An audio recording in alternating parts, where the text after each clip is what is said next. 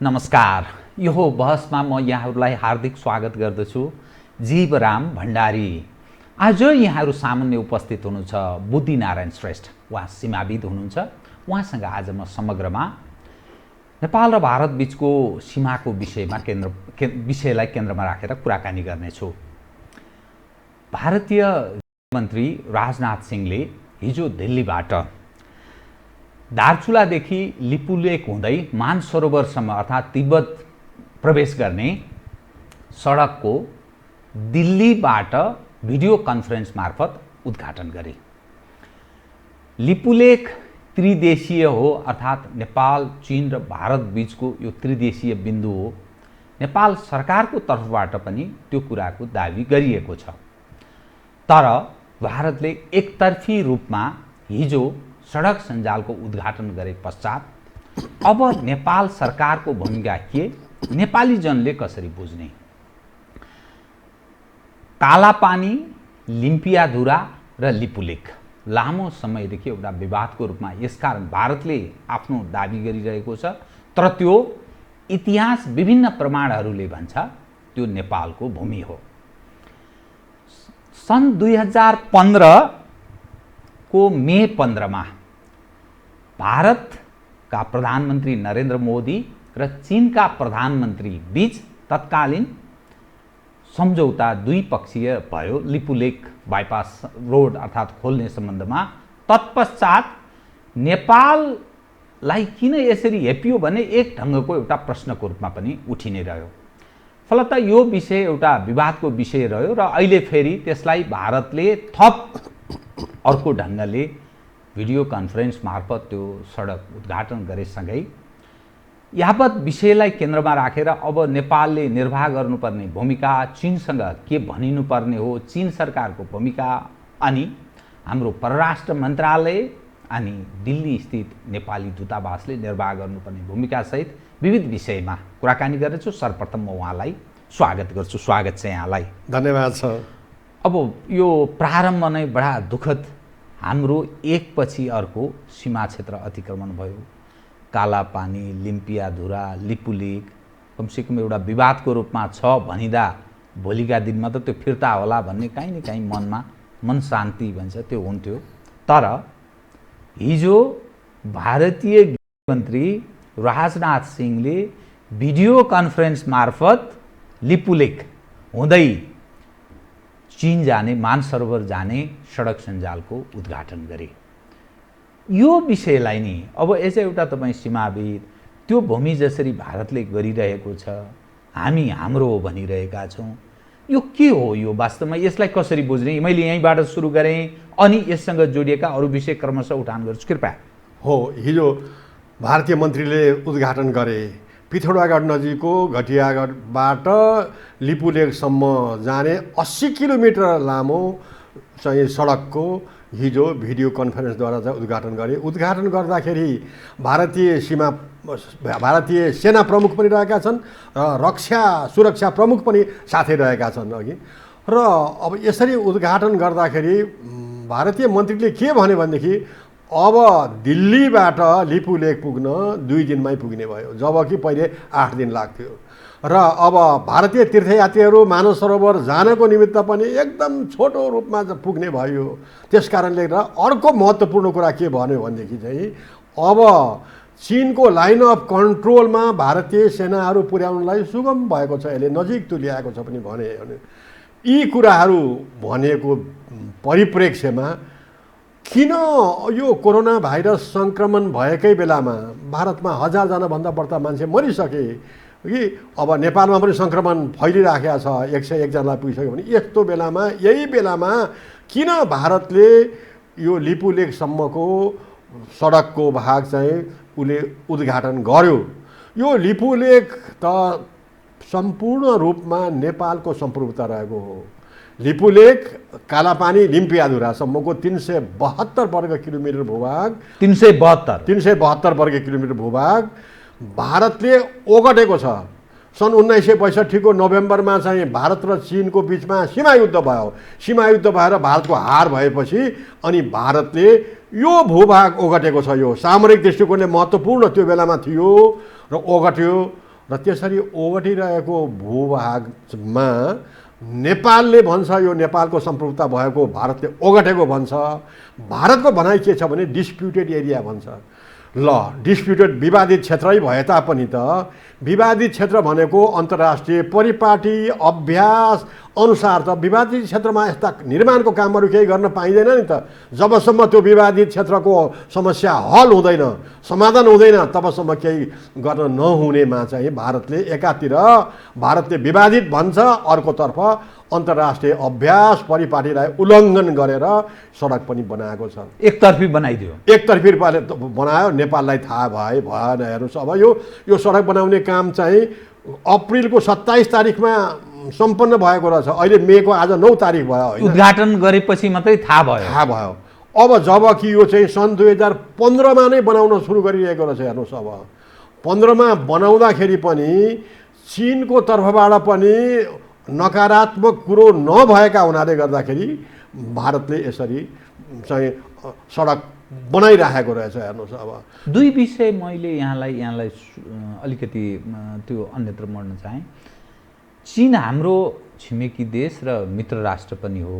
यो विवादास्पद क्षेत्र अर्थात् विवादको क्षेत्र हो भनेर भारतले भनेकै छ भने पनि किन त्यो फेरि चीनले चाहिँ त्यसमा अब्जेक्सन जनाएन? अर्थात् यसरी अहिले नबनाइयोस्, कमसेकम नेपालको पनि जिकिर छ भनेर किन भनेन होला? अब मलाई लाग्छ मेरो अध्ययन अनुसार चीनको पनि यसमा स्वार्थ रहेको छ। हेर्नुहोस् अब किनभनेदेखि चाहिँ यो लिपुलेक भन्ज्याङबाट चीन र भारतको बिचमा व्यापार वाणिज्य अभिवृद्धि गर्न पायो भने चीनको तयारी सामान भारतको 1.25 अरब जनतालाई चाहिँ बेच्न चाहन्छ। उसको मार्केट एक्सपेन्सन हुन्छ।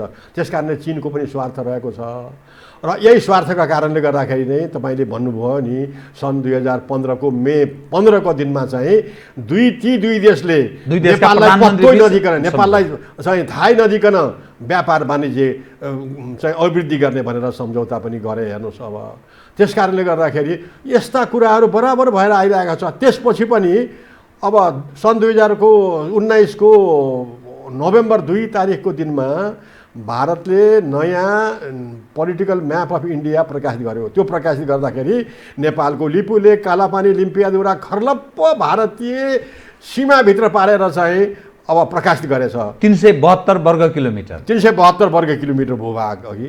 र अब भारतले अहिले के भनिराखेको छ भनेदेखि चाहिँ लिपुलेक त्रिदेशीय बिन्दु भनेर भनेको छ। तर वास्तवमा त्रिदेशीय बिन्दु त लिम्पियाधुरा हुनुपर्छ।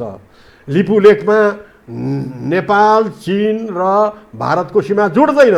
सीमा जुट्ने ठाउँ त लिम्पियाधुरा हो। तर लिम्पियाधुरा चाहिँ त्रिदेशीय हो, लिपुलेक चाहिँ पुरै सगोल सबै नेपाल। लिपुलेकको भाग नेपाल र लिपुलेकमा नेपाल र चीनको सीमा जोडिन्छ, भारतको सिमाना होइन। अब त्यही कारणले गर्दाखेरि पनि नेपाललाई घचघचाउन अहिले पनि भारतीय मन्त्री राजनाथले चाहिँ लिपुलेकसम्म चाहिँ अब चीनको सिमानाको लाइन अफ कन्ट्रोलसम्म जान भारतीय सेनालाई सुगम भएको छ पनि भनेको छ। यसले के दर्शाउँछ? यो विश्लेषण गर्ने कुरा आएको छ। र यसरी पटक पटक सन् 2015 को कुरा हो, सन् 2019 को नोभेम्बरमा नयाँ नक्सा निकालियो भयो। अब अहिले आएर फेरि अब लिपुलेकको सडकै उद्घाटन गर्यो भनेपछि हाम्रो नेपालले जुन नयाँ नक्सा भारतले प्रकाशित गरेको बेलामा नेपाल सरकारले डिप्लोमेटिक नोट चाहिँ सर्भ गर्यो। अब कुराकानी गरौँ भनेर भन्यो। नेपालले प्रस्ताव पनि गर्यो कि अब भारतको प्रधानमन्त्री नरेन्द्र मोदी पहिलोचोटि नेपाल भ्रमणमा आएका बेलामा नरेन्द्र मोदी र नेपालको प्रधानमन्त्री चाहिँ सुशील कोइरालाको बिचमा जोइन्ट स्टेटमेन्ट जारी भएको छ। त्यो जोइन्ट स्टेटमेन्टमा के भनिएको छ भनेदेखि चाहिँ कालापानी र सुस्ताको क्षेत्रमा दुवै देशका परराष्ट्र सचिवहरूले तल्लो तहबाट प्राविधिक ज्ञान हासिल गरेर प्रतिवेदन तयार गरेर आफ्नो सरकारमा पेश गर्नेछन् भनेर भनिएको छ। यो कार्यान्वित भएको छैन, कामै सुरु भएको छैन। अब यसरी दुवै देशले निर्देशन गरेको कुरालाई भारतले नै उल्लङ्घन गरेर नक्सा पनि निकाल्यो। गत नोभेम्बरमा अहिले अब सडकमा नै अब अतिक्रमण गरेर सडकै भनेपछि त भारतले नेपालप्रति नेपालको सम्प्रभुतालाई नगनेको, स्वाधीनतालाई नगनेको कुरो यसबाट प्रमाणित हुन्छ भन्ने मेरो सोचाइरहेको छ। मैले 3वटा विषय यसमा जोडेँ। एक, त्यो उसबेला निर्माण सम्पन्न भइसकेको रहेछ सडक, हाम्रो स्थानीय प्रशासन के हेर्यो होला, त्यस क्षेत्रको स्थानीय प्रशासन हाम्रो। दोस्रो, भारत स्थित नेपाली दूतावास समग्रमा त्यसले के भूमिका निर्वाह गर्यो। अनि यत्रो उद्घाटन भइसकेपछि यत्रो बेलासम्म बेखबर रहने परराष्ट्र किन यस्तो स्थितिमा रह्यो र अब यिनीहरूले निर्वाह गर्नुपर्ने भूमिका, यो 3टा पक्षको, को दण्डित हुने, कसलाई कारबाही गर्ने अथवा कसको के भूमिका रह्यो, के गरिनुपर्छ, यो विषयमा अलिक स्पष्ट पारिदिनुहोस्। किनभने यो बडा दुःखको विषय छ। हो, हेर्दा हेर्दै हाम्रो भूमि गएको देखियो। अब 372 वर्ग किलोमिटर, ठट्टा हो र, 372 वर्ग किलोमिटर हाम्रो भूमि भारतीय क्षेत्रमा उनीहरूले गाभे, जुन हाम्रो भूमि हो, कालापानी, लिपुलेक, लिम्पियाधुरासम्मको। अब के गर्ने, यसको विषयमा अलिक क्लियर गरिदिनु। यो क्षेत्र भनेको चाहिँ हाम्रो भक्तपुर जिल्ला र ललितपुर जिल्लाको आधी भाग जत्तिकै ठुलो भाग हो, हेर्नुहोस् है, जिल्ला नै जस्तो हो। अब कुरो रह्यो, हाम्रो नेपाली राजदूत दिल्लीमा हुनुहुन्छ। हाम्रो दिल्लीमा भएको राजदूतले यो उद्घाटन गर्ने गन्ध पनि चाल पाउनु भएको रहेनछ, हेर्नुहोस्। अब दुर्भाग्य हाम्रो डिप्लोमेटिक च्यानलमा काम गर्नेहरू, इन्भोयहरू कस्ता छन् त भन्ने कुरा यसबाट प्रमाणित हुन्छ। यदि उहाँले चाल पाउनु भएको भए, उहाँले नेपाल सरकारलाई रिपोर्टिङ गर्नुभएको भए अथवा प्रधानमन्त्रीलाई जानकारी गराउनु भएको भए, मेरो विचारले है, म अनुमान गर्छु, एज्युम गर्छु कि हाम्रो प्रधानमन्त्रीले चाहिँ आफ्नो भारतीय समकक्षीलाई फोन गरेर यो तपाईहरु उद्घाटन गर्दै हुनुहुन्छ रे, यो उद्घाटन नगरौँ, किनभने यो त तपाईले नै डिस्प्युटेड भन्नुभयो, हामी त हाम्रो सम्प्रभुताको भनिराखेका छौँ र यस सम्बन्धमा चाहिँ परराष्ट्र सचिवहरूको संयन्त्र बनेको छ, त्यसले चाहिँ प्रतिवेदन नभएसम्म हामी नगरौँ भनेर फोन गर्न सक्थ्यो नि हाम्रो प्रधानमन्त्रीले चाहिँ भारतको समकक्षी प्रधानमन्त्रीलाई। तर हाम्रो दिल्लीमा भएको इन्भोयको यस्तो केही चाहिँ चासो नभएको, गन्ध पनि चाल्न पाएको हुनाले गर्दाखेरि यस्तो हुन आयो। पहिलो यो कुरो भयो। उहाँको पहुँच, भूमिका भारतमा रहेको हाम्रो नेपाली दूतावासको खास केही देखिएन, त्यसले औचित्य आफ्नो पुष्टि गर्न सक्ने। ठिक, अनि स्थानीय प्रशासन हो, स्थानीय प्रशासन अब दार्चुलामा सिरियोहरू 1 वर्ष 1.5 वर्षमा फेरिरहन्छन् र फेरि नफेरिए तापनि उहाँहरूलाई थाहा हुन्छ। हेर्नुहोस्, अब स्थानीयले उहाँहरूको सुलसुरीले सडक बनाइराखेका छ भनेर जानकारी गराउँछन्, तर केही गर्न सक्दैन। यतिसम्म कि हेर्नुहोस्, हाम्रो दार्चुलामा रहेको महाकाली नदीको किनारमा रहेका ठुल्ठुला ढुङ्गाहरू भारतले लगेर दार्चुलामा उनीहरूको पट्टी चाहिँ महाकाली नदीले नहानोस् भनेर रिटेनिङ वाल हाम्रो ढुङ्गा लगेर बनाउँदाखेरि पनि हाम्रो प्रशासन, हाम्रो सिडिओहरू गुपचुप रहन्छन्। यस्तो अवस्था भएको हुनाले चाल पाएर पनि केही गर्न नसक्ने निरीह अवस्थामा चाहिँ हाम्रो नेपाली प्रशासक रहेका छन्, हामी नेपाली रहेका छौँ भनेर भन्नु पर्यो। हेर्नुहोस्, अब यस्तो अवस्था आएको छ र अब यसमा चीनले पनि खास चासो त देखाएन। तर मलाई यहाँ के भन्नु, आफ्नो स्वार्थ भएको कारणले आँखा चिम्ल्यो भनौँ, आँखा चिम्ल्यो ओके। तर अब मलाई यहाँ के भन्न मन लाग्यो भनेदेखि अहिले पनि अब यो मिलिट्री अपरेसनको डाइरेक्टर जनरलले चाहिँ के भनेका छन् भनेदेखि, त्यो हिजो उद्घाटनको बेलामा, उद्घाटनको बेलामा होइन, योभन्दा अगाडि नै सन् 2019मा नै के भनेका रहेछन् भनेदेखि चाहिँ लिपुलेक भन्ज्याङसम्म चाहिँ बाटो नजोड्ने है भनेर भनिएको हुनाले अहिले 5 किलोमिटर बाँकी छ। हेर्नुहोस्, अब जोड्नलाई पिथौरागढ घटियागढबाट चाहिँ गएको जुन सडक हिजो उद्घाटन गरेको लिपुलेक भन्ज्याङसम्म चाहिँ पुगेको छैन। अब तीर्थयात्रीहरू चाहिँ उनीहरूको तीर्थयात्रु 5 किलोमिटर यता लिपुलेक भन्ज्याङको यता नै उत्रन्छन् अनि त्यसपछि लिपुलेक भन्ज्याङ गएपछि चिनिया गाडी चढेर मानस सरोवर जान्छन्। अघि एउटा यो त बाँकी नै छ, अझै पनि बाँकी छ। त्यो कहाँको डाइरेक्टर जनरलले अब यो चाहिँ मैले अध्ययन गरे अनुसार चाहिँ डाइरेक्टर जनरल मिलिट्री अपरेसन भनेर भनेको छ अघि, र उसले चाहिँ अस्थायी तरिकाले रोक लगाएको छ last connections, last mile connection चाहिँ नजोड्नु होला भनेर भनेको त्यो छ। चीनको तर्फबाट मेरो विचारले चीनकै होला जस्तो लागेको छ मलाई अघि। त्यस कारणले गर्दाखेरि अब चीनको भूमिका पनि नेपालप्रति अलि संदिग्ध जस्तो नै रह्यो हेर्नुहोस्। अब यो घटनाले त्यस्तो यो घटनाले पनि गएको घटनामा जुन नोभेम्बरमा नयाँ नक्सा निकालेको बेलामा पनि चीनले के भनेको थियो भनेदेखि चीनका चाहिँ विदेश मन्त्रालयको प्रवक्ताले नै यो कालापानीको सम्बन्धको कुरो चाहिँ नेपाल र भारतको कुरो हो, दुवै देशको बिचमा वार्ताद्वारा शान्तिपूर्ण तरिकाले समाधान गर्नुपर्छ भनेर भनिरहेछ। जति पनि सीमाको कुराहरू आउँछ भारत चीनले चाहिँ जहिले पनि दुईटा देश भारत र नेपालले चाहिँ शान्तिपूर्ण तरिकाले समाधान गर्नुपर्छ भनेर। ए बाबा यो क्षेत्र त त्रिदेशीय क्षेत्रमा पनि पर्यो नि त। लिपुलेक भन्ज्याङमा त्रिदेशीय बिन्दु चाहिँ जोडिएको छ। यो त चीन पनि संलग्न हुने कुरा आयो। किन चीनले चाहिँ लिपुलेक, कालापानी, लिम्पियाधुरा फलानो देशकै हो भनेर किन भन्न सक्दैन? प्रमाणले, नक्सा प्रमाण, बितेका घटनाहरूले गर्दाखेरि का आधारमा भन्न सक्थ्यो नि, तर चीनले कहिले पनि भनिराखेको छैन। त्यसकारण मैले पहिले पनि भने चीनको पनि यो लिपुलेक मार्गमा चाहिँ स्वार्थ रहेको हुनाले गर्दाखेरि यस्तो भएको हुन सक्दछ। र अब चाहिँ यो अन्तिम चाहिँ क्रियाकलापले, भारतको क्रियाकलापले गर्दाखेरि नेपालको स्वाधीनता, राष्ट्रियता, सम्प्रभुतामा आघात परेको छ। नेपालको भूभाग भएर छिमेकीले जे गरे पनि हुँदो रहेछ, जस्तो गरे पनि हुँदो रहेछ भन्ने कुरोको यो नजिर बनेको छ। र यस सम्बन्धमा नेपाल सरकारले दरिलो पाइला उठाउनु आवश्यक परेको छ। हेर्नुहोस् अब त्यो दरिलो पाइला भन्नुभयो नि, जस्तो अब त्यहाँ हामीले राजदूतावासको कुरा गऱ्यौँ, भारत स्थित, दिल्ली स्थित नेपाली राजदूतावासको भूमिकाको कुरा गऱ्यौँ, स्थानीय प्रशासनको कुरा गऱ्यौँ, अनि हाम्रो परराष्ट्रको चाहिँ विषय हामीले त्यहाँ कुरा गरेका छैनौँ र प्रधानमन्त्रीको भूमिकाको बारेमा हामीले कुरा गरेका छैनौँ। यहाँले दरो पाइला चाल्नुपर्छ भन्नुभयो, त्यो चाहिँ के गर्नुपर्छ अब? किनभने बनाइसके, उनीहरू अघि बढिसके, उद्घाटन भइसक्यो, काहीँ न काहीँ हाम्रो विमति छ भनेर नेपाल सरकारको तर्फबाट भारतलाई प्रेस नोट उनीहरूलाई सम्प्रेषण हामीले हाम्रो तर्फबाट, नेपाल सरकार तर्फबाट भइसकेको छ, तर स्वीकारिएन। अब के गर्ने? अब चाहिँ नेपालले चाहिँ के गर्नुपर्छ भने मेरो विचारले चाहिँ तपाईँहरू नै भन्नुहुन्छ, भारतलाई भन्नु पर्यो। तपाईँहरू भन्नुहुन्छ यो क्षेत्र डिस्प्युटेड भन्नुहुन्छ, हामी भन्छौँ हाम्रो क्षेत्र तपाईँहरूले ओगटेको मात्रै भनेर भन्नुभयो।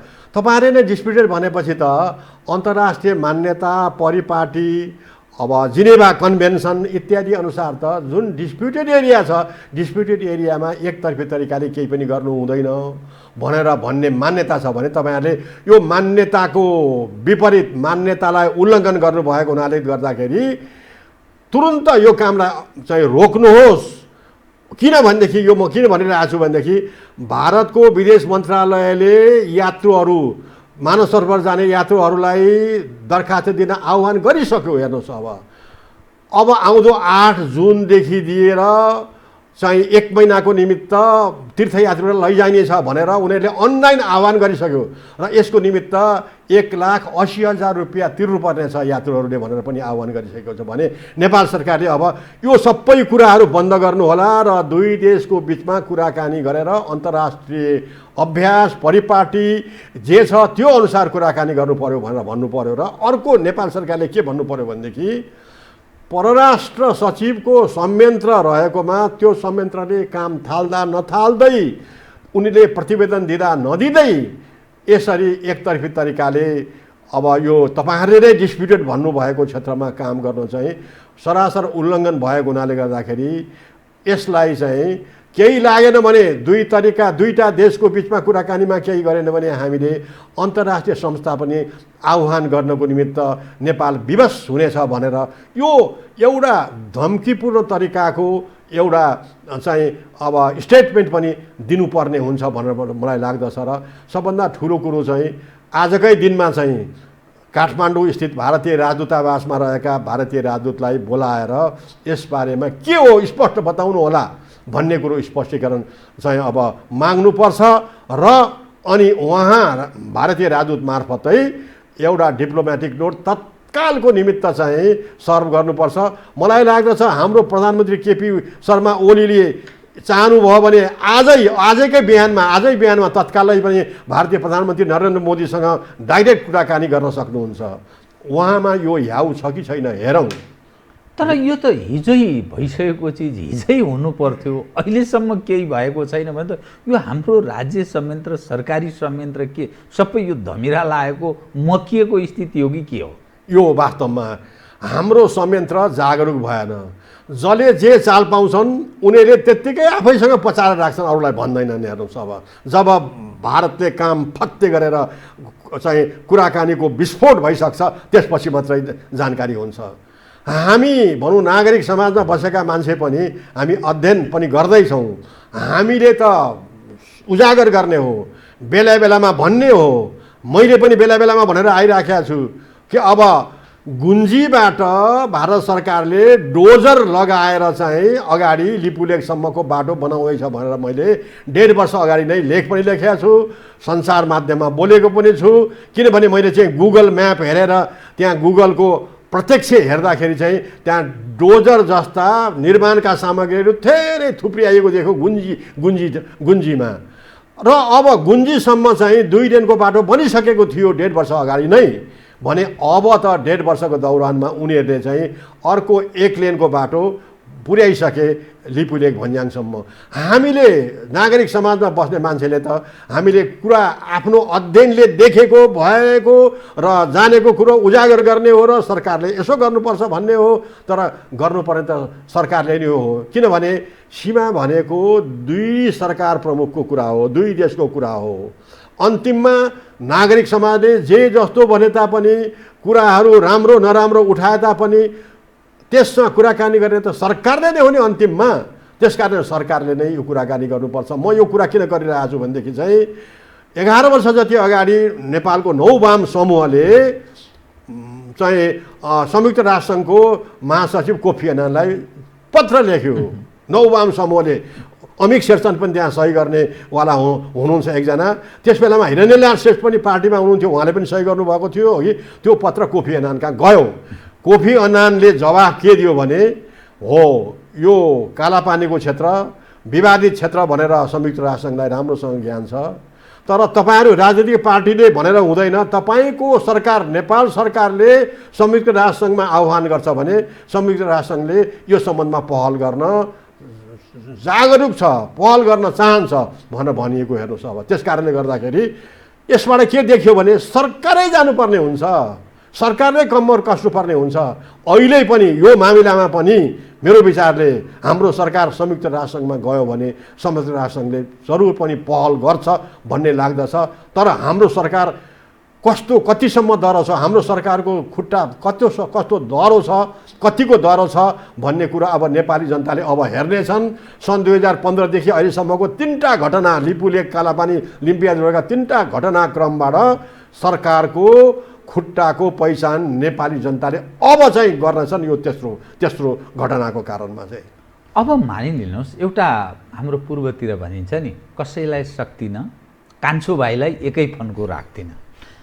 अब यो नेपाल सरकारले कथम भन्यो भारतसँग भने कसिएर भन्छ भन्नेमै हामीलाई काहीँ न काहीँ अविश्वासको स्थिति छ। भन्यो तर भन्यो पनि गर्छन् नि, यसो हेप्नु पर्यो भने गर्यो, आफ्नो काम गरिरह्यो भने त्यस बेला नेपालले त्यो उभिएर अन्तर्राष्ट्रिय अदालत या अन्तर्राष्ट्रिय संस्थाहरूमा त्यो दह्रोसँगले प्रमाणको आधारमा यो क्षेत्र हाम्रो हो भन्ने त्यस्तो आधार पनि केही छ कि उही काहीँ न काहीँ अलिकति एकअर्कामा यसो बुझ्दाखेरि यस्तो देखिन्छ भन्ने मात्रै छ? के छ यो कालापानी, लिम्पियाधुरा र लिपुलेकको सवालमा? किनभने यहाँले जति बुझ्नुहुन्छ तपाईँको बुझाइ अरू सामान्य मानिसले बुझेको भन्दा अलिक फरक हुनाले त्यो प्रमाणको म कुरा गरिरहेको छु। अन्तर्राष्ट्रिय क्षेत्रमा यो क्षेत्र यो भूभाग नेपालको हो भन्ने प्रमाण प्रशस्त मात्रामा छ। अमेरिकाको वाशिङटन डीसीको लाइब्रेरी अफ कङ्ग्रेस, जुन चाहिँ विश्वको सबभन्दा ठुलो पुस्तकालय हो, त्यहाँ रहेको जियोग्राफी एन्ड म्याप डिभिजनमा प्रशस्त नक्साहरू छन्। ती नक्साहरूले यो क्षेत्र कालापानी लिम्पियाधुरा क्षेत्र नेपालकै हो भनेर जनाएको छ। हेर्नुहोस्, जस्तो भनौँ सन् 1827 को नक्सा ब्रिटिसले सर्वे अफ इन्डिया ब्रिटिस कार्यालयले प्रकाशित गरेको छ। यसमा चाहिँ लिपुलेक कालापानी लिम्पियाधुराको क्षेत्र 16 आना नेपालको हो भनेर त्यहाँ अङ्कित गरिएको छ। किनभने त्यो नक्सामा काली नदीको मुहान लिम्पियाधुराबाट निक्लेको नदीलाई काली नदी भनेर लेखिएको छ। सुगौलीको सन्धिले के भन्छ भनेदेखि नेपालको पश्चिमी सिमाना काली नदी हो भन्छ। सुगौली सन्धिको धारा 5 मा के भन्छ भने नेपालका राजा महाराजा उनका उत्तराधिकारीले कालीपारीको जनतासँग चाहिँ सम्पर्क गर्न पाउने छैन भनेदेखि त कालीको अथवा महाकालीको सिमाना भयो नि। त्यो लाइब्रेरी अफ कङ्ग्रेसमा भएको नक्सामा चाहिँ लिम्पियाधुराबाट निक्लेको नदीलाई रिभर KLE लेखेको छ।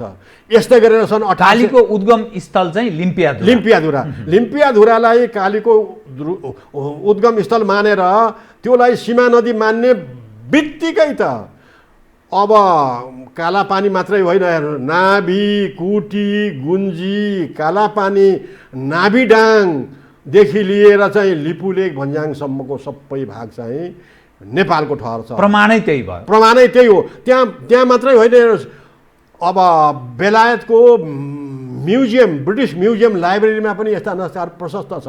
सन् 1856 को नक्सा मैले त्यही ब्रिटिस म्युजियम लाइब्रेरीबाट चाहिँ ल्याएको हुँ। त्यसमा पनि कालीको उद्गम लिम्पियाधुराबाट निक्लेको नदी छ र त्यो नक्साको नोट नम्बर 3 मा के लेखेको छ भनेदेखि यो नक्सामा चाहिँ नेपालका महाराजा जङ्गबहादुरले हाते नक्सा बनाएको र हाते नेपाली कागजमा लेखेको विवरणहरू पनि ब्रिटिस रेजिडेन्ट काठमाडौँबाट प्राप्त भएअनुसार त्यस्तो विवरण यो नक्सामा संलग्न गराइएको छ भनेर नोट नम्बर 3 मा लेखिएको छ। अब यस्तो जङ्गबहादुरले नै लेखेको नोटमा उल्लेख गरेर बनाएको नक्सा ब्रिटिस सर्वे अफ इन्डियाले सन् 1856 मा प्रकाशित गरेको नक्सा अनुसार त यो क्षेत्र 16 आना नेपालको हो नि। त्यसकारण यस्ता प्रमाण धेरै छन्। चीनमा पनि छ। हेर्नुहोस्, अब चीनको नेसनल लाइब्रेरी अफ बेजिङमा मैले अध्ययन गर्दाखेरि सन् 1903 मा सियान डाइनेस्टीको बेलामा चाहिँ अब प्रकाशित भएको नक्सामा पनि नेपालको सिमाना पश्चिमतर्फ चुच्चो पारेर चाहिँ लिम्पियाधुरातिर चाहिँ अब तेर्स्याइएको छ। यो मैले मेरो पुस्तकमा पनि हालेको छु, सञ्चार माध्यममा पनि उजागर गरेको छु। भने यत्र धेरै प्रमाणहरू छन्। प्रमाणका आधारमा त्यो क्षेत्र हाम्रै हो। तर मलाई के भन्न मन लाग्यो भनेदेखि यतिको प्रमाण हुँदै पनि हामी बिना गृह कार्य बोलिराखेका छौँ। हाम्रो सरकारले राम्रोसँग गृह कार्य गर्नु पर्यो र म त के भन्छु भने गृह कार्य गर्दाखेरि यहाँ एउटा राम्रो बोर्डर थिङ्क ट्याङ्क नै गठन गर्नु पर्यो, एउटा कमिसन जस्तो गठन गर्नु पर्यो। त्यसमा चाहिँ मेरो विचारले सकेसम्म त्यो थिङ्क ट्याङ्क कमिसनको प्रमुखमा चाहिँ पूर्व प्रधानमन्त्री नै हुनुपर्छ। किनभने प्रोटोकल पनि चाहिँ मैले पनि ठुलो कुरो गर्दछ। अनि उनका मातहतमा 2-3टा कमिसनर हुनु पर्यो। एउटा चाहिँ ट्र्याक टु डिप्लोमेट हुनुपर्छ। हेर्नुहोस्, जसलाई लिगल एस्पेक्टको पनि ज्ञान भएको हुनुपर्छ। दोस्रो हुनुपर्छ एउटा कार्टोग्राफर, सिनियर कार्टोग्राफर पनि जसले चाहिँ नक्साहरू परिचालन गर्न सक्ने, नक्सा नाप्न सक्ने, नक्साले के भन्छ भनेर व्याख्या गर्न सक्ने हुनु पर्यो। तेस्रो चाहिँ हुनुपर्छ मेरो विचारले स्ट्राटेजिक सेक्युरिटी एक्सपर्ट हुनु पर्यो।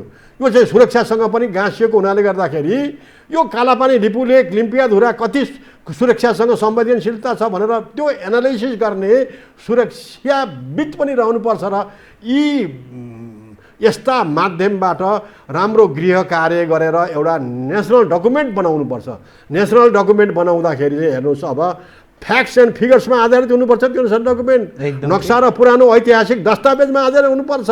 त्यसपछि यो लिपुलेक कालापानी लिम्पियाधुराका बेलामा विषयमा गतमा के एक्सिडेन्ट पर्यो, दुर्घटना के पर्यो र गत अवधिमा के भने, इन्सिडेन्ट के भयो, भारतका प्रधानमन्त्री आइके गुजरालले यो कालापानीको बारेमा के भनेको थियो, भारतका विदेश मन्त्री प्रणब मुखर्जी विदेश मन्त्री भएको बेला उनले के भनेका थिए, उनी त राष्ट्रपति पनि भए। यस्ता कुराहरूको सङ्कलन गरेर नेपालले यो थिङ्क ट्याङ्कले सङ्कलन गरेर यसलाई विश्लेषण गर्नुपर्छ। सबै विश्लेषण गरेर अनि निचोडमा प्रतिवेदन तयार गर्नुपर्छ र त्यस्तो नेसनल डकुमेन्ट तयार भइसकेपछि हाम्रो राजनीतिक पार्टीमा सर्वदलीय तरिकाले यसलाई छलफल गरेर टुङ्गोमा पुर्याएर यसलाई नेसनल डकुमेन्टको रूपमा दिनुपर्छ र अनि त्यो नेसनल डकुमेन्ट अनुसार प्रधानमन्त्रीले बोले पनि कालापानी लिम्पियाधुरा सुस्ताको बारेमा त्यही कुरा बोल्नुपर्छ, सामान्य नागरिकले बोल्दाखेरि पनि त्यही बोल्नुपर्छ, सञ्चारकर्मीले बोल्दाखेरि पनि त्यही बोल्नु। तर अभाव यस्तो भयो कि हामी कहाँ गृह कार्य नै गरिँदैन, जसले जे मन लाग्यो त्यही बोलेका छन् मेरो विचारले। त्यस कारणले गृह कार्य गर्नको निमित्त नेपाल सशक्त भएर एउटा बोर्डर थिङ्क ट्याङ्क चाहिँ गठन गर्नुपर्ने बेला आएको छ। हेर्नुहोस्, अब सकिन्छ, संयुक्त तरिकाले गर्दा पनि हुन्छ, तर सकिँदैन भनेदेखि चाहिँ त आफ्नै तरिकाले गर्दा पनि हुन्छ नि त।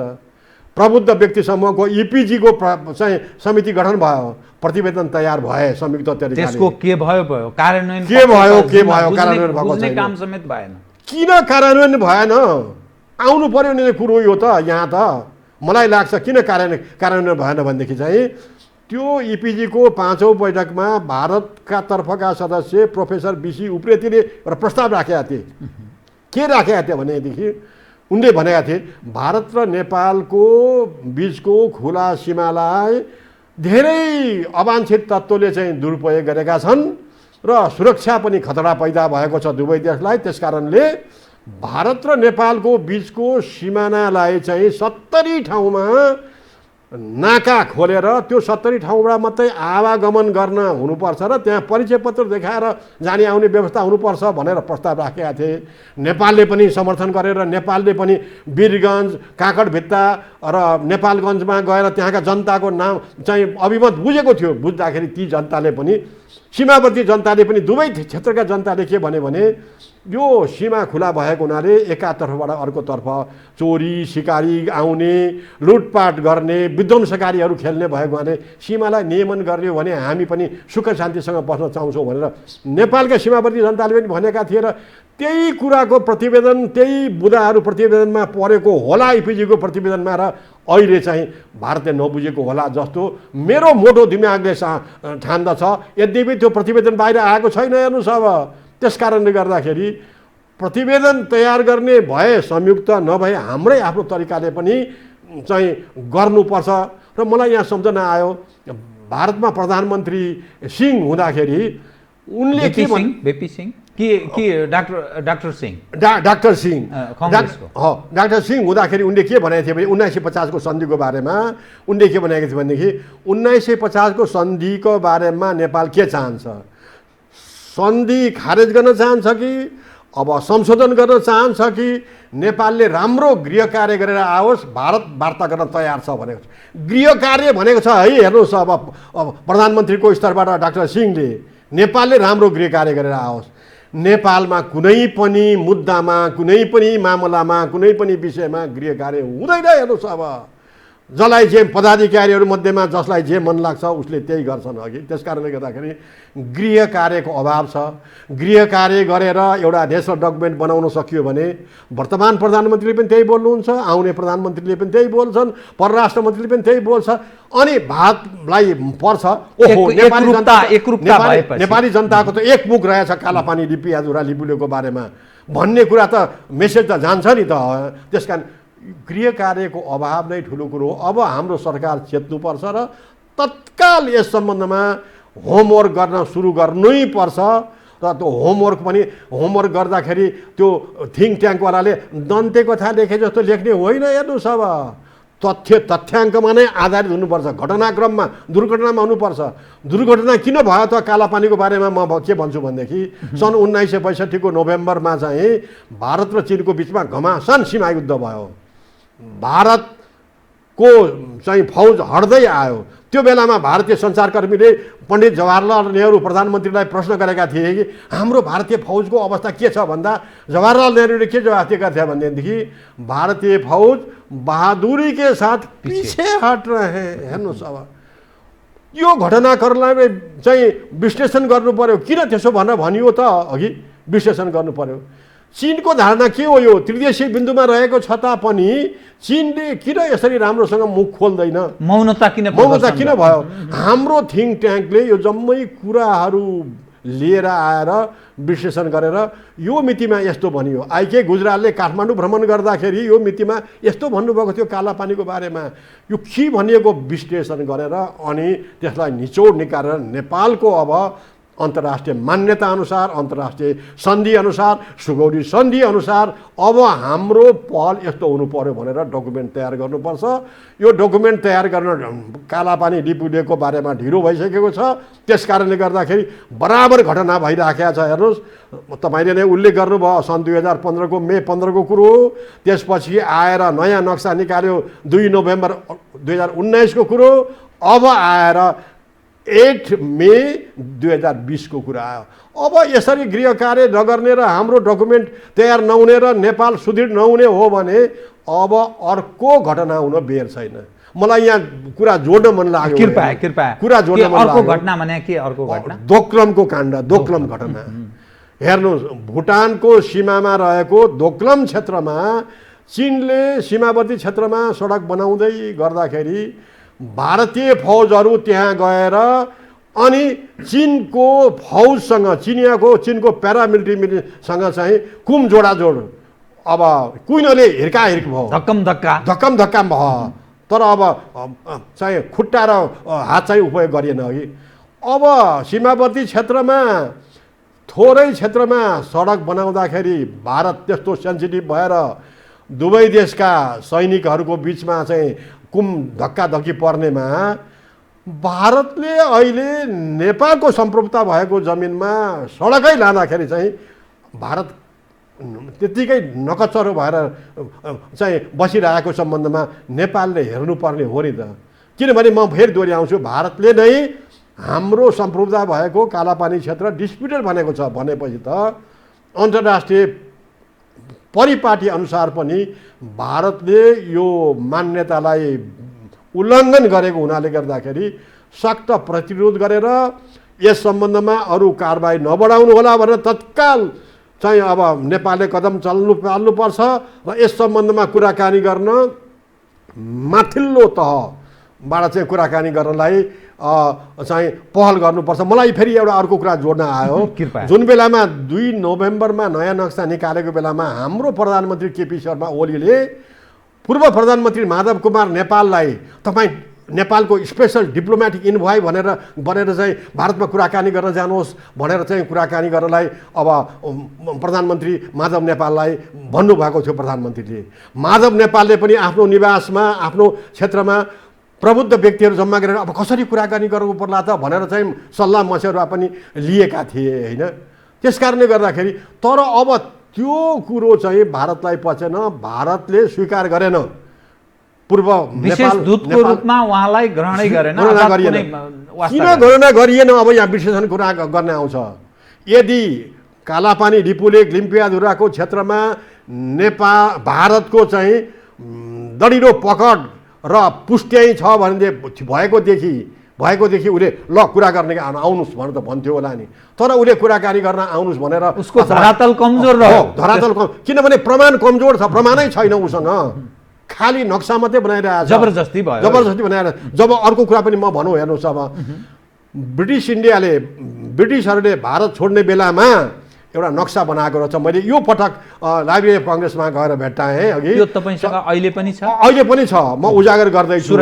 अब त्यो चाहिँ नक्साको हेडिङ के थियो भने at end of British period 1947 भनेर लेखेको छ।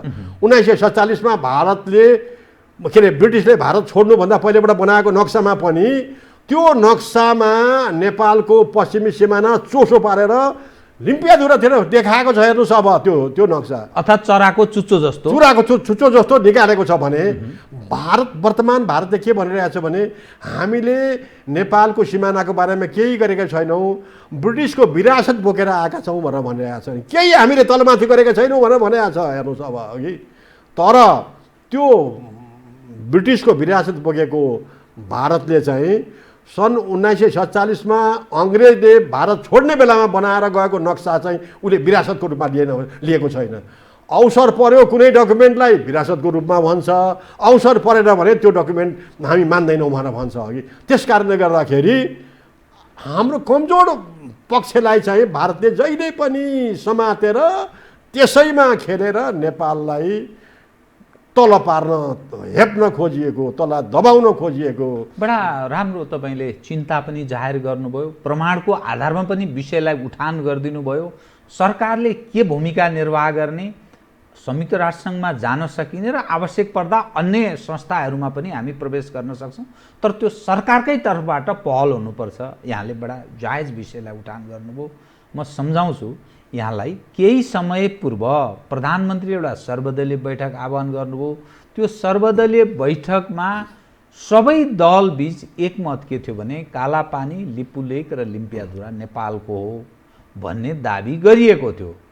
तर अब पछिल्लो घटना हेर्दा हिजै आम सञ्चार माध्यममा यसरी लिपुलेक हुँदै यसरी राजनाथ सिंहले उद्घाटन गरे भन्ने कुरा सार्वजनिक भइसकेको छ। संसद प्रारम्भ भएको छ, संसदमा यो बहसको छलफलको विषय बन्दै बनेको स्थिति छैन। राजनीतिक दलहरू कुनै वक्तव्य जारी गरेका छैनन्, प्रमुख प्रतिपक्ष साना दल कसैले वक्तव्य जारी गरेका छैनन्। अनि प्रधानमन्त्री, परराष्ट्र, दूतावास साराका सारा बेखबर छन्। यो के पारा हो? यो राज्यमाथिको यो राजपाटमा ख्यालठट्टा हो कि अथवा यो साराका सारा हाम्रा संयन्त्र सबै धमिरै लागेको स्थिति हो कि यो के हो? यो हो प्रधानमन्त्री केपी शर्मा ओलीले 9 नोभेम्बरका दिनमा बालुवाटारमा प्रधानमन्त्री निवासमा सर्वदलीय छलफल चाहिँ गर्नु बोलाउनु भएको थियो र भयो पनि। त्यसमा विद्युत वर्गहरू पनि थिए, पूर्व प्रधानमन्त्रीहरू पनि थिए। त्यहाँ अनएनिमसली, अनकन्टेस्टेडली के निर्णय भयो भनेदेखि कालापानी क्षेत्रको बारेमा यो नेपालकै हो, नेपालकै भएको हुनाले गर्दाखेरि भारतसँग सौहार्दपूर्ण तरिकाले कुराकानी गरेर यसलाई सुल्झाउने भनेर भनिएको थियो। त्यो बैठकमा हाम्रा तराईका चाहिँ राजपाका अध्यक्ष महन्त ठाकुर पनि हुनुहुन्थ्यो। महन्त ठाकुरले पनि भन्नुभएको छ अब सौहार्दपूर्ण तरिकाले कुराकानी गरेर यसलाई समाधान गर्नुपर्छ भनेर भनिएको थियो। हेर्नुहोस् अब यस सम्बन्धमा के कुरा सरकारले कसरी पहल गर्यो त भन्दाखेरि खास केही छैन। 2-4 डिप्लोमेटिक नोटहरू चाहिँ सर्भ गर्यो। अब नेपाल सरकारले डिप्लोमेटिक नोट सर्भ गरेर चाहिँ परराष्ट्र सचिवहरूको संयन्त्रलाई बिउजाउँ भन्दा भारतले पनि हुन्छ भन्यो। नेपालले चाहिँ मिति तोकौँ भन्यो भन्दाखेरि भारतले अहिलेसम्म मिति तोकेको छैन। हाम्रो प्रधानमन्त्री केपी शर्मा ओलीले संसद यो गएको बेलामा सकिने बेलामा हाम्रो सांसद दार्चुलाका सांसद दिलेन्द्र बडुले प्रश्न गरेका थिए कालापानीको बारेमा चाहिँ अब जमिन फिर्ता लिने बेलामा बारेमा के काम हुँदैछ। कमसेकम नेपाल सरकारले लिम्पियाधुरासँग सम्म तन्काएको नक्सा त तुरुन्तै निकाल्नु पर्यो नि नेपाल सरकारले भनेर प्रश्न गर्दाखेरि हाम्रो प्रधानमन्त्रीले के जवाफ दिएका थिए भने नक्सा निकाल्ने कुरो केही होइन, त्यो चाहिँ सानो कुरा हो, मामुली कुरा हो, भोलि नै निकालिहालिन्छ, तर हामी त जमिन नै फिर्ता लिन्छौँ भनेर भनेका थिए। यो रेकर्डेड छ, मिडियामा पनि आएको छ। तर त्यसपछि के भयो त? फिर्ता लिनलाई के भयो त? के कुरा के गरियो अहिले? उहाँले चाहिँ अब भन्नुभएको पनि 2.5 महिना जति बितिसक्यो भनेदेखि त केही पहल भएन। यस्तै कारणले हामी नेपाली जनता, हाम्रो सरकार बोल्छ तर त्यो अनुसार काम कुरो अगाडि बढाउँदैन। त्यो कारणले गर्दाखेरि भारतले हेपेको छ। हामी हेपामा परेका छौँ, हामी निमुखा जस्तो देखिएका छौँ। हेर्नुहोस्, तर कहिलेसम्म यो भन्ने कुरा नेपाली जनता जागरुक भइरहेका छन्, नयाँ पिँढीहरू उठिरहेका छन्। कालापानीको बारेमा अहिले नयाँ पिँढीलाई सोध्नुहोस्, जवान केटाहरूलाई सोध्नुहोस्, यो 16 आना भारतले अन्याय गरेको हो, नेपाललाई थिचोमिचो गरेको हो भनेर बोलिरहेका छन्। त्यही बेलामा पनि हेर्नुहोस्, अब नोभेम्बरको घटनामा पनि धेरै युवाहरूले चाहिँ प्रदर्शन गरे, डेमोन्स्ट्रेसन गरे। एम्बेसीमा अब नेपाल स्थित काठमाडौँ स्थित भारतीय एम्बेसीमा गएर ज्ञापन पत्र पनि बुझाए हो कि यस्ता गरेर जागरुक भइसकेका छन् अघि। तर जागरुक भए तापनि युवाहरूले आवाज उठाए पनि सरकारको कान खोले तापनि सुन्ने र गर्ने त सरकारले हो नि। अब तर सरकारले नै किन जहिले पनि पछि पर्छ। अहिलेको अवस्थामा पनि हेर्नुहोस्, अब शक्ति सन्तुलनमा खिचातानी परिराखेको छ। यही बेलामा भारतले छोप्यो मौका। हेर्नुहोस्, अब नेपालका राजनीतिक नेताहरू एक मतमा छैनन्, हान्ने बेला यही बेलामा हो भन्ने भयो। फेरि अब अर्को कुरो के भने कोरोना भाइरसको सङ्क्रमण भएको बेलामा नेपालको ध्यान पुग्दैन भनेर अहिले नै उद्घाटनलाई गर्नु पर्यो। कोरोना भाइरस साम्य भएपछि उद्घाटन गरे पनि हुन्थ्यो होला नि त, तर भारतलाई चट्टारो परिरहेको छ। लिपु लेकको भाग यो भाग भारतकै हो भनेर चाहिँ अब यो नेपालप्रति जाग्नलाई, नेपालप्रति इन्जेक्ट गर्नलाई उसले बराबर खोजिराखेको छ अघि। त्यस कारणले गर्दाखेरि उसलाई चट्टारो परेको छ। हेर्नुहोस् अब कोरोना भाइरसको बेलामा पनि यो कुरो नेपालले बुझ्नु परेर यही अनुसारको कूटनीतिक चातुर्यता अपनाउनु पर्यो। हेर्नुहोस् अब म त सम्झन्छु पृथ्वीनारायणको अब उक्ति पनि सम्झन्छु। दक्षिणतर्फका चाहिँ राजा छन्, महाचतुर छन्, उत्तरतर्फको बादशाहसँग पनि अब मित्रता गर्नु महाचतुर छ भन्नुको मतलब के भने जाल झेली पनि गर्छ। एउटा कुरा आज भन्छ भोलि अर्कोतिर गर्छ। पृथ्वीनारायण शाहको उक्तिलाई पनि हाम्रो थिङ्क ट्याङ्कले मनन गर्नुपर्छ। किनभने यो पृथ्वीनारायण शाहले नेपाल दुई ढुङ्गा बिचको तरुल भनेर भने, त्यो तरुल भनेको कुरा अहिले समसामयिक छ। नेपाल दुई ढुङ्गा बिचको साँगो हुनुपर्ने हो कि तरुल? पृथ्वीनारायण शाहको भनाइअनुसार तरुल हुनुपर्ने हो। पृथ्वीनारायण शाहको भनाइ ठिक छ कि छैन अहिलेको सन्दर्भमा? यो विश्लेषण गरेर हाम्रो रणनीति कूटनीति बनाउनु पर्यो, सीमा सम्बन्धी कूटनीति चाहिँ बनाउनु पर्यो। हेर्नुहोस् अब यहाँ रणनीतिको कूटनीतिको कुरा गर्दा मलाई एउटा भन्न मन लाग्यो। बजारमा कुरा खैला बैला पनि चलेको थियो, काला पानी त राजा महेन्द्रले दिएको हो। त्यो विषय एकाले खास गरी जो शासक पक्ष छ, यो कथित यो परिवर्तनका कुरा गर्ने मानिसहरू त्यसलाई जोडतोडले त्यो कुरालाई उठाइदिएर त्यो कालापानी, लिम्पियाधुरा, लिपुलेक क्षेत्र जुन हाम्रो हो त्यसलाई छायामा पार्ने प्रयत्न गरिरहेको देखिन्छ। यो के हो वास्तवमा? राजा महेन्द्रले दिएकै हो त्यो क्षेत्र? मेरो विचारले दिएका होइनन्। किनभने दिने भनेको कुनै देशको भूभाग दिने भनेको सन्धि सम्झौता गरेर नै दिइन्छ र लिइन्छ। यदि राजा महेन्द्र र प्रधानमन्त्री नेहरूको बिचमा यो कुराकानी कालापानीको कुरा केही भइदिएको भए अब ब्रिटिसको विशारद बोकेको भारतले त त्यहाँ दुईटा चाहिँ प्रमुखको बिचमा कुराकानी हुँदा भारतको विदेश मन्त्रालयको एउटा ल्याङ्ग्रे सेक्सन अफिसर कुनामा बसेर टिपिरहेको हुन्थ्यो होला नि। राजा महेन्द्रले यसो भने, प्रधानमन्त्रीले यसो भन्नुभयो, यस्तो जवाफ दियो, यस्तो कुरा भयो भनेर एउटा नोट भरबम लेखेर भारतको विदेश मन्त्रालयमा रहनुपर्ने हो नि। तर भारतले यो देखाउन सकेको छैन। हेर्नुहोस् अब किन देखाउनु भए तापनि किन देखाउन सकेको छैन भने मेरो विचारले यदि त्यो देखायो भनेदेखि त कालापानी त नेपालकै हुँदो रहेछ भनेर, नेपालकै रहेछ भने प्रमाणित हुनु पर्यो नि। अब त्यस कारणले गर्दाखेरि अब सन्धि सम्झौता गरेर नदिएको हुनाले यो त नेपालकै हो भन्ने प्रमाण लाग्छ भनेर भारतले त्यो नोट भरबम भए तापनि देखाउन सकेको छैन र छैन। हेर्नुहोस् अब राजा महेन्द्रले साँच्चै यसो भनेका होला कि होइनन् त भन्ने कुरा गर्दाखेरि अब दुईवटा कुरा जोड्न मन लाग्यो। अब ऋषिकेश शाह उनले राजा महेन्द्रलाई जाहेर गरेछन्। यो पेपरमा पनि आएको थियो। ऋषिकेशले के भनेका थियो भने म अर्थमन्त्री थिएँ, केही महिनाको लागि परराष्ट्र मन्त्री पनि भएको बेलामा राजामा जाहेर गरेँ।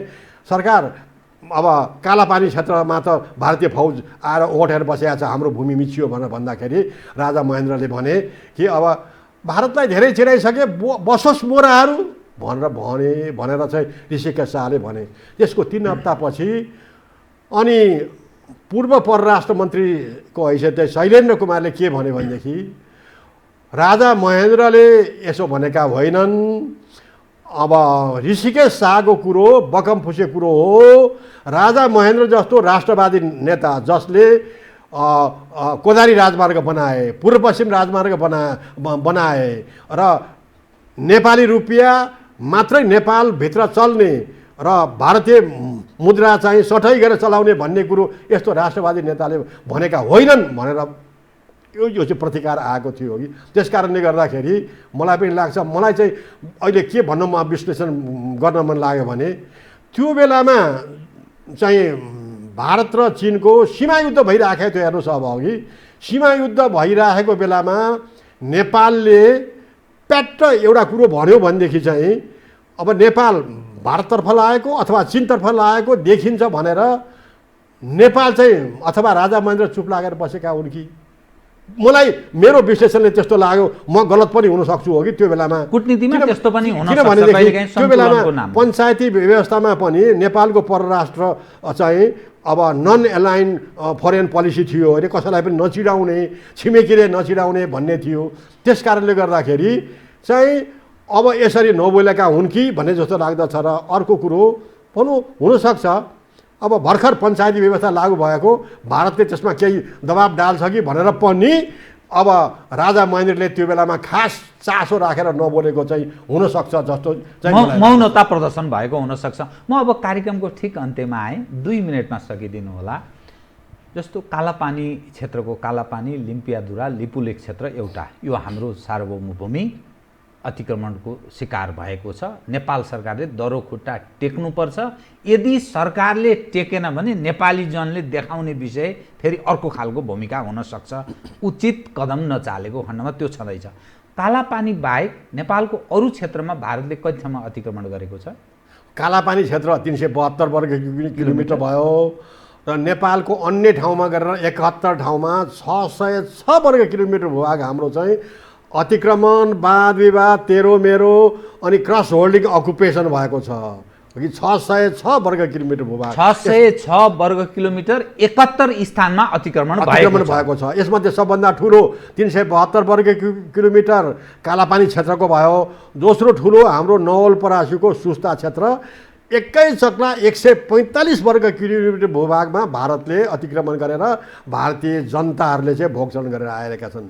बाँकी रहेको 91 वर्ग किलोमिटरमा चाहिँ साना साना क्षेत्रहरू पनि छन्। जस्तो अब कञ्चनपुरको प्याराताल, परासनको कुराहरू पनि भए। हेर्नुहोस् अब झापाको मेची नदी तटीय क्षेत्र महेशपुरको कुरा भयो, त्यसपछि आएर इलामको सन्दकपुरको कुरा भयो हो कि इत्यादि गरेर धेरै ठाउँमा 69 ठाउँमा चाहिँ कालापानी र सुस्ताबाहेक 69 ठाउँमा चाहिँ यसरी सीमा अतिक्रमण भएको छ। हेर्नुहोस् सबभन्दा ठुलो क्षेत्रफलको त कुरा हामीले गऱ्यौँ। सबभन्दा सानो क्षेत्रफल भनेको भारतले नेपालको आधा रोपनी जमिन पनि मिचेको छ। आधा रोपनी भनेको एउटा सानो घर बनाउने क्षेत्र हो।